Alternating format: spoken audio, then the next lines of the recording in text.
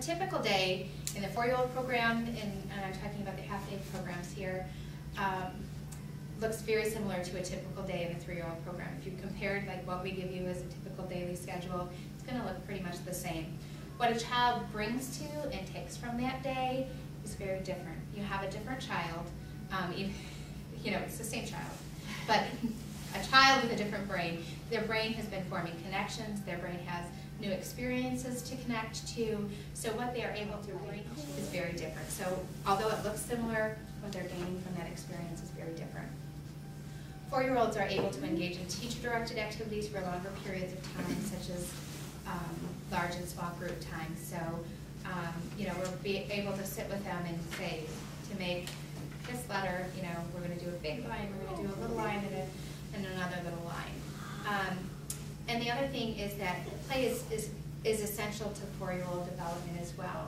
Through play, the important skills such as self-regulation, persistence, problem solving, trying new ways of solving things or figuring things out, and going from the concrete to abstract. Those are all the skills that they're getting through play. So play is still a very important component of the 4-year-old program. Basically, with the half-day program versus the extended day program, I'm going to kind of read through a typical half-day program. And from 9 to 10, center time, which is the art, dramatic play, science area, the ARC, listening center, that area of the building. 10 to 10:20, back in the classroom, circle time or group time with emergent literacy, stories, rhymes, finger plays, phonemic awareness activities, science, Bible lessons, music and movement, rhythm, rhyming, all of those kinds of activities. 10:20 to 10:30, snack time. Again, we wash our hands, we pray together, and they have snack together. And then when they're finished, if they're done before the rest of the kids, they can do some independent reading.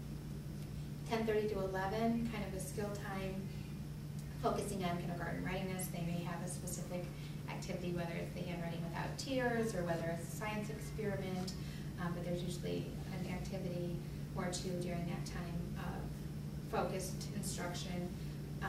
11 to 11:20, gym or outside play, and 11:20 to 11:30, story time and closing group, and then at 11:30, dismissal.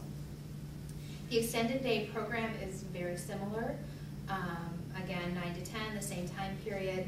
Center time, art, dramatic play, science table, the ARC area. What you want to see to be a developmentally appropriate curriculum is time for extended periods of play. So the fact that you have that block of time, and with play, what we're talking about is actually learning, because play is children's work. So you have that 9 to 10 in both programs of that extended play time. From 10 to 10:30, which is comparable, it's a little bit, maybe 10 minutes longer, and again, at the beginning of the year, it might be shorter, and then longer towards the end. Opening circle, again, same types of activities, letter song, Bible verse, special need, color can, music and movement, so that's very comparable as well. 10:30 to 11:15, this is a time where it's a little bit different. So this is where the skill time that was from 10:30 to 11 is kind of extended a little bit from the 10:30 to 11:15. So it may be that they're doing like the handwriting without tears. They may be introduced to how to write a letter in the workbook, which is, you know, the only workbook we do. Try not to do a lot of that. But they also have some of the other manipulatives. They might have the stamp and screen, so they're stamping what that looks like. They may be looking for the letter K in the Jack and Jill poem that they just did. Is there K in Jack? Did I pick the wrong nursery rhyme for the letter that I just said? So they may be able to do those things in a playful way. They may be reading the room. They may be going around the room. Come on in. They may be going around the room with little, you know, paper towel binoculars and finding things. They may be with clipboards, taking surveys. Do you like? There's a little poem. Do you like apples? Do you like pears? Do you like things like a bear? So they could be going up. Do you like apples? No. You know, so they're able to take the literacy components, or the math components, or the science components in a playful way and have some time to be playful and construct their own meaning from them. 11:15 to 12:15, outdoors, and lunch, 12:15 to 12:45 a rest time. Talk a little bit more about that later.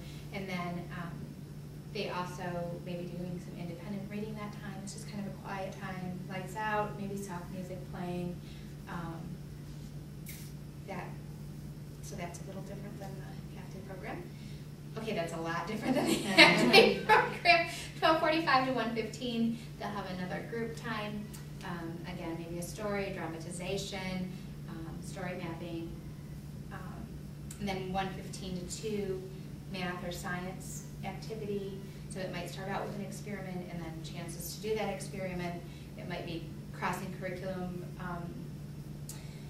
by, maybe they did the surveys in the morning and then they're bringing those back in the afternoon and counting, how many liked the apples, how many didn't, those types of things. So there will be different centers that they're able to do with the math and science activity. They will have their snack in the afternoon from 2 to 2:15, and again, we'll wash hands together, pray together, and have snack together.